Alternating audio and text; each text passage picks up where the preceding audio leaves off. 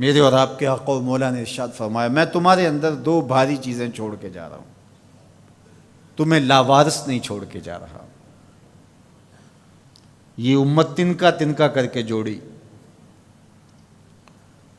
اور اب حضور کے وصال کے بعد کیا امت بکھر جائے گی؟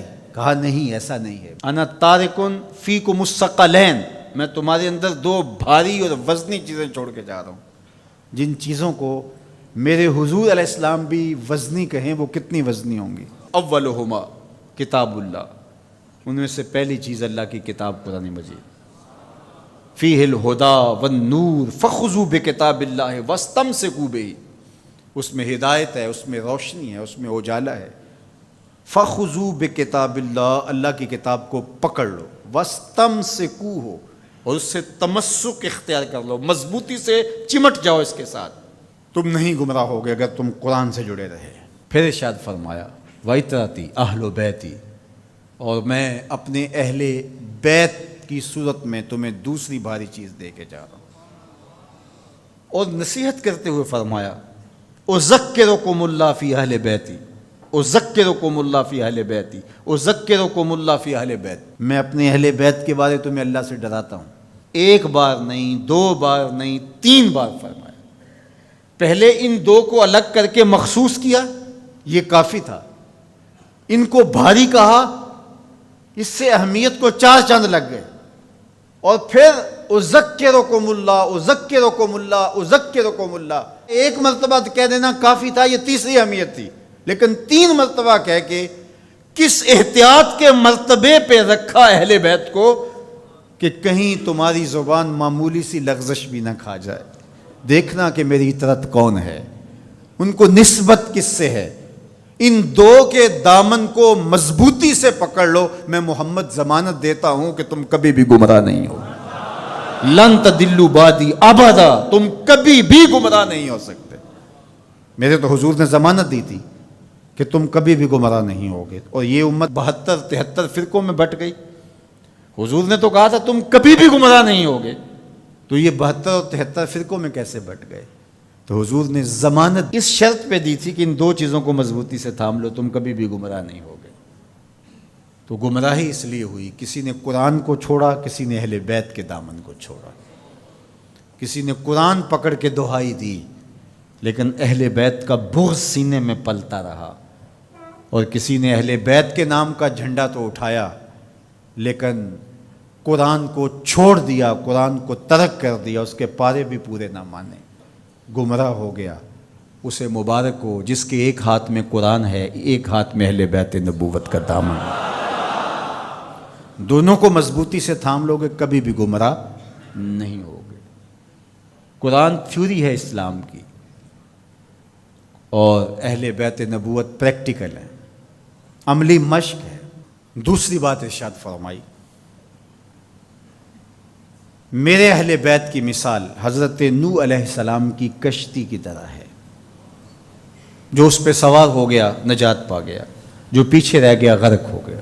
یہ نکلتا ہوا فتنوں کا پانی، گھروں سے فتنے، باہر سے فتنے، منبر و محراب سے فتنے، سوشل میڈیا سے فتنے، الیکٹرانک میڈیا سے فتنے، درس گاہوں سے فتنے، دانشگاہوں سے فتنے، فتنے ہی فتنے نمودار ہو رہے ہوں گے۔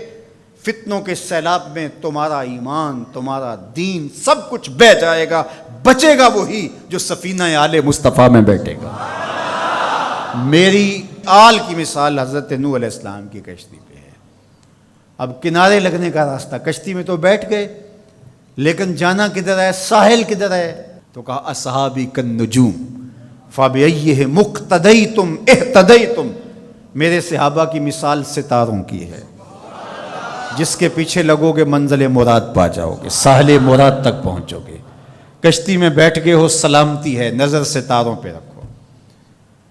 جو ستاروں پہ نظر تو رکھتا ہے لیکن کشتی پہ نہیں بیٹھتا، اپنے بازوؤں پہ اعتماد کرتا ہے، مجھے نہیں ضرورت، تو وہ کتنی دیر اس سیلاب میں تیرے گا؟ کسی تیز تھپیڑے کی نظر ہو جائے گا، جاں گواہ بیٹھے گا، ایمان گواہ بیٹھے گا۔ اور جو کشتی میں تو بیٹھ جاتا ہے، کہتا مجھے ستاروں کی ضرورت نہیں ہے، تو وہ گھومتا رہے گا ان تھپیڑوں اور ان بھنوروں کے اندر، منزل مراد اس کو نصیب نہیں ہوگی۔ تمہیں مبارک ہو، تم اہل بیت کی محبت کی کشتی میں بیٹھے ہو، نظر ابو بکر و عمر پہ ہے، نگاہیں عثمان و علی پہ ہیں، نظریں اصحاب رسول پہ ہیں۔ یہ میری اور آپ کی خوش بختی، ہمیں صحابہ کا نام بھی ٹھنڈ پہنچاتا ہے، اور ہمیں حضرت امام حسین کا ذکر بھی تسکین دیتا ہے۔ جب نام حسین آتا ہے تو کربلا کا غم تازہ ہونے لگتا ہے، اور جب حضرت عمر رضی اللہ تعالیٰ عنہ اور صدیق اکبر کا نام آتا ہے سینہ چوڑا ہو جاتا ہے کہ ہم ان کے غلام ہیں۔ مولا کائنات سیدنا علی المرتضیٰ کی بات آتی ہے، روحیں سرشار ہو جاتی ہیں۔ وہ علی جن کے چہرے کو دیکھنا بھی نیکی ہے، ان کا نام بھی تسکین قلب کا ذریعہ ہے۔ تو اصحاب اور اہل بیت یہ کوئی منافات نہیں ہے، مشکات نبوت کی دو کرنیں ہیں، سینہ محمد سے پھوٹتی ہوئی ضیائیں ہیں، حضور علیہ السلام کے فیضان کے دو رنگ ہیں، گلشن محمدی کے کھلے ہوئے دو پھول ہیں۔ تو ہم صحابہ کی عظمت کو بھی سلام کرتے ہیں، اہل بیت کی عظمت کو بھی سلام کرتے ہیں۔ یہ بد نصیب دن پاکستان بنے ہوئے 73 برس بیت گئے، یہ ہمیں اس مرتبہ دیکھنا پڑا کہ صحابہ کو بازاروں میں گالیاں دی گئی، استغفر اللہ۔ حضرت ابو بکر صدیق رضی اللہ تعالی عنہ سے لے کے حضرت امیر معاویہ رضی اللہ تعالی عنہ تک حضور کا ہر صحابی عظمتوں کا مینار ہے، رفعتوں کا بام عروج ہے، اور ان کی تعظیم اور ان کی تکریم ہماری زندگی کا حصہ ہے۔ یار صحابی تو وہ ہے جس نے حضور کی صحبت پائی اور ایمان کی دولت سے مالا مال ہوا، وہ مٹی جو حضور کے نالین سے جڑی ہے وہ بھی ہماری آنکھوں کا سرما ہے۔ تو بات چل رہی تھی کہ یہ دین ادب کا دین ہے، لیکن بد قسمتی سے یہ باہر سے جو شرارتیں ہو رہی ہیں وہ تو ہو ہی رہی ہیں، لیکن ان دنوں میں جس پہ بات کی جا رہی ہے یہ تو کلمہ گو لوگوں کی کہانی ہے۔ سیدنا صدیق اکبر رضی اللہ تعالی عنہ کی تکفیر کرنے والے بظاہر کلمہ نہیں پڑھتے، صحابہ کو ننگی گالیاں دینے والے کیا کلمہ گو نہیں ہیں؟ اور منبر پہ بیٹھ کے ایک طرف اسی اسلام آباد کے اندر حضرت سیدنا صدیق اکبر رضی اللہ تعالی عنہ کی تکفیر کی گئی، دوسری طرف اسی اسلام آباد کے اندر یزید کو حضرت یزید امیر المومنین کہا گیا، اس کے قصیدے پڑھے گئے۔ یہ نہیں دنوں میں ہوا، یہ دو انتہائیں ہیں۔ میں آپ کو پھر مبارک دیتا ہوں، میں آپ کو 1000 بار مبارک دیتا ہوں، میں آپ کو 1,00,000 بار مبارک دیتا ہوں، میں آپ کو کروڑوں مرتبہ مبارک دیتا ہوں۔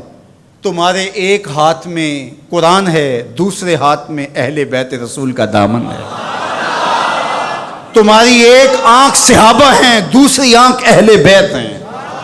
تمہارا سینہ ابو بکر صدیق کے نام سے بھی ٹھنڈا ہوتا ہے، مولا کائنات سیدنا علی المرتضیٰ کے نام سے بھی ٹھنڈا۔ حضرت سیدنا علی المرتضیٰ فرماتے ہیں حضور نے میرے بارے میں فرمایا، مسند احمد میں روایت ہے، مشکات میں ہے، نہج البلاغہ میں ہے۔ اگر کوئی مسند احمد اور مشکات کو نہیں مانتا تو وہ نہج البلاغہ کو مانتا ہے، اور اگر کسی کو وہاں تحفظات ہیں تو وہ یہاں حدیث موجود ہے۔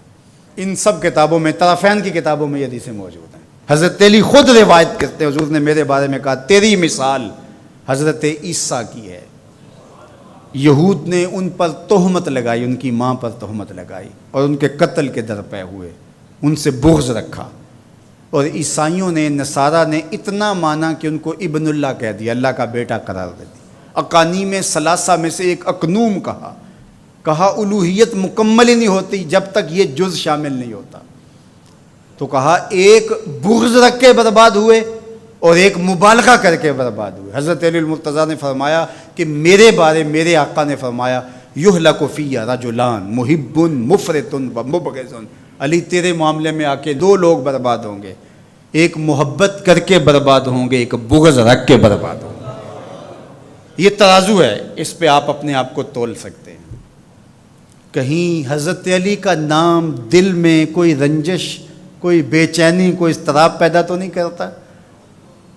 اور کہیں حضرت علی کی محبت صحابہ کے بغض کی نشأت کا ذریعہ تو نہیں ہے؟ حضرت علی کا نام لیں تو باقی اچھے ہی نہ لگیں؟ اور اگر آپ ترازو کے دونوں پلڑے دیکھتے ہیں ٹھیک ٹھیک تول رہے ہیں، کسی نے ذکر حسن حسین کا کیا تو روح سرشار ہو گئی، سیدہ فاطمہ الزہرا کا ذکر ہوا آنکھیں ادب سے جھک گئیں، حضرت ابو بکر کا نام آیا تو دل عقیدت سے جھک گیا۔ تو جب ہم یہ اپنی کیفیت دیکھیں گے تو اللہ کا 1000 بار نہیں کروڑوں بار شکر ادا کریں گے۔ تو ہم کہتے ہیں صحابہ آپ کی عظمت کو بھی سلام، اہل بیت آپ کی عظمت کو بھی سلام۔